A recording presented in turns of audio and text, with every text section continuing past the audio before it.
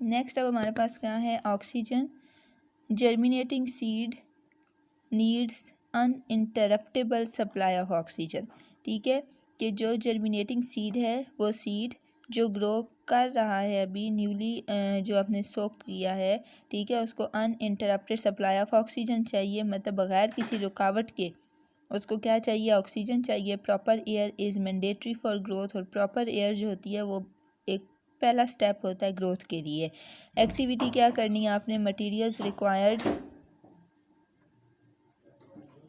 Plastic beakers, wool pad, seeds, water, cling film and needle. ठीक है, activity क्या करनी है कि मटेरियल्स आपने कौन से लेने हैं, प्लास्टिक बीकर लेना है, ठीक है, उसके बाद वूल पैड, आपने वूल पैड लेना है उसी तरह से जो पहले एक्टिविटी में लिया है, सीड लेने हैं, वाटर लेना है, क्लिंग फिल्म और नीडल लेनी है। प्रोसीजर क्या करना है, टेक 2 प्लास्टिक बीकर, 2 आपने प्लास्टिक के बीकर लेने हैं, 2 प्लास्टिक के डिब्बे ले लें, and place a cotton wool pad in the bottom of each beaker, उसी तरह से उसके नीचे जो है दोनों के नीचे कॉटन पैड रखें। Add soft seeds to each beaker, ठीक है, और क्या करना है आपने कि उसके अंदर फिर आपने सॉक कर देने हैं, बीच कॉटन के अंदर डाल देने हैं। Label the beakers as air and no air, अब लेबल एक बीकर पे लिखें एयर, एक पे लिखें no air. Write your name and date on each beaker, अपना जो है वो डेट वगैरह उस बीकर पे लिखें। Add enough water to both beakers to saturate the cotton, फिर उन दोनों के अंदर वाटर डाल दें दोनों के अंदर, ठीक है, but not to cover the seeds, लेकिन सीड्स एहतियात करेंगे कवर ना हो। To the beaker labelled as no air, add enough cooking oil to cover the seeds. ठीक है, आपके क्या कहते हैं कि हैं वो बीकर जिसमें कोई एयर नहीं है, उसके अंदर आपने क्या डाल देना है, कुकिंग ऑयल डाल देना है। कुकिंग ऑयल की वजह से उसके अंदर कोई एयर एंटर नहीं होगी। Cover both beakers with cling film, और उनको फिल्म के साथ कवर कर दें। Pierce 20 holes in the film of the beaker as air using needle, do not pierce holes in the other beaker which is labelled as no air. ठीक है, उस beaker को आपने उसमें उसकी फिल्म के ऊपर सुराख नहीं करने जिसमें जो है वो एयर नहीं है, और दूसरा जो है जो कि आपको कह रहे हैं कि जिसमें एयर है उसके अंदर होल कर दें। Place both beakers in the lighted cupboard for 1 week, और जहाँ पे रोशनी लगे उस अलमारी में, उस कबर्ड में उन दोनों बीकर्स को रख देना है आपने। क्या ऑब्जर्वेशन आएगी, एक हफ्ते के बाद आपको क्या नज़र आएगा, अ बीकर विद एयर, जिसके अंदर हवा जा रही है, सीड जो है उसमें ग्रो करेंगे, जर्मिनेट करेंगे। A beaker with no air, no seed germination observe, वहाँ पे कोई सीड जर्मिनेट नहीं करेगा। ये है प्लास्टिक बीकर। उसके बाद सॉफ्ट पीस हैं, वेट कॉटन वूल ले लिए, गीली जो है वो रुई आपने ली थी और वाटर डाल दिया था, ऊपर क्लिंग फिल्म लगा दी थी, पतली शीट लगा दी थी प्लास्टिक की कोई भी, उसमें होल कर दिए थे। यहाँ पे क्या डिफरेंस है कि सिर्फ यहाँ पे जो है वो आपने ऑयल डाल देना है ताकि एयर इसमें एंटर ना हो। कंक्लूजन क्या आया है इससे, हमने नतीजा हमारे पास क्या आया है कि presence of air is necessary for seed germination, air जो है वो ज़रूरी है किसी भी सीड को, किसी भी बीज को ग्रो करने के लिए। Sunlight, light intensity, proper sunlight is also necessary for the optimum rate of germination of some seeds। ठीक है, प्रॉपर सनलाइट जो होती है वो नेसेसरी होती है, ज़रूरी होती है एक सीड को ग्रो करने के लिए। वेरी हाई और very low light intensity does not allow enzymes to function normally, और क्या होता है कि या तो ज़्यादा अगर लाइट हो तो वो भी जो है वो प्रॉपर फंक्शन नहीं करवाती, और अगर कम लाइट होगी तो उससे भी प्रॉपर फंक्शनिंग नहीं होगी और प्रॉपर प्लांट जो है वो ग्रो नहीं करेगा।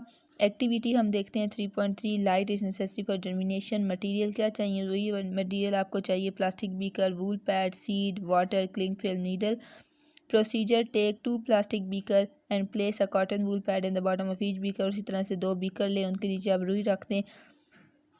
Add seeds to each beaker, दोनों में जो है वो बीज डाल दें। Label the beaker as cold and room temperature, एक के ऊपर लिखें कोल्ड, दूसरे पे लिखें room temperature.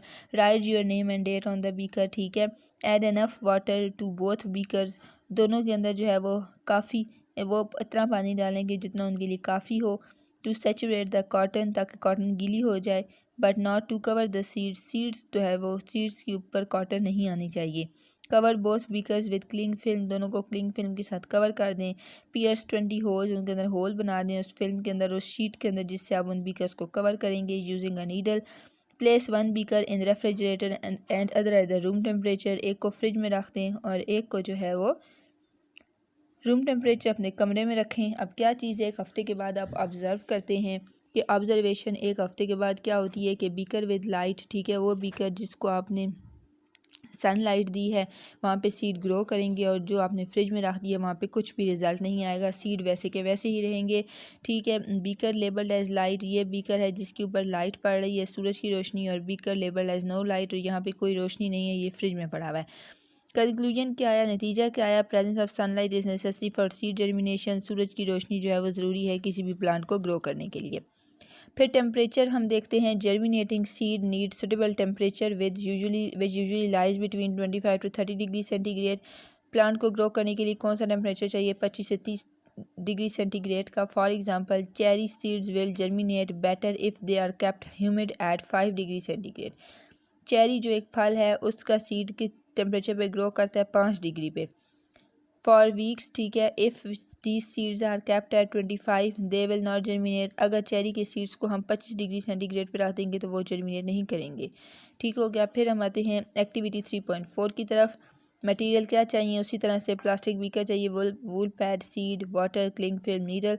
Take 2 plastic beakers and place a cotton wool pad in the bottom of each beaker. Add seeds to each beaker. Label the beaker as light and no light.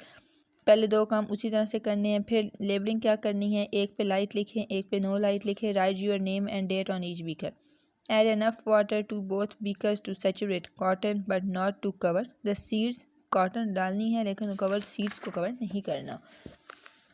फिर हम क्या कहते हैं, cover both beakers with cling film. दोनों beakers को आपने cover कर देना है क्लिंग फिल्म के साथ। Pierce 20 holes in the cling film of each beaker using a needle, और इसी तरह उसको पियर्स करना, उसमें होल कर देने हैं, सुराख कर देने हैं। Place 1 beaker in the light for 1 week. एक बीकर को लाइट के अंदर रखें। The other beaker label as no light, दूसरे में नो लाइट है, कोई लाइट नहीं है। प्लेस इन द डार्क, उसको अंधेरे में रख दें। And cover it with a cupboard, और उसको डब्बे के अंदर या अलमारी के अंदर बंद करके रख दें। ऑब्जर्वेशन क्या है, बीकर कैप्ट एट रूम, वो वाला बीकर जो कमरे में होगा उसके अंदर क्या होगा कि सीड ग्रो करेगा, और वो बीकर जो अंधेरे में है उसके अंदर कोई सीड ग्रो नहीं करेगा। ठीक है, beaker labelled as room temperature, ये कमरे में पड़ा हुआ था रूम टेम्परेचर पे, और ये कहाँ पर था, लेबल्ड एज कोल्ड, ये अंधेरे डार्क में पड़ा हुआ था। इससे क्या हमें कंक्लूजन मिली है कि optimum temperature is necessary for seed germination, seed germination के लिए ऑप्टिमम टेम्परेचर ज़रूरी है। Because low temperature decreases the embryo activity. Low temperature की वजह से क्या होता है कि एम्ब्रियो वर्क नहीं करता, नया प्लांट जो है वो ग्रो नहीं कर सकता। And high temperature destroys the delicate embryo, और ज़्यादा टेम्परेचर होगा तो एम्ब्रियो बहुत नाजुक होता है, नया प्लांट नाजुक होता है तो वो उसको डैमेज कर देता है।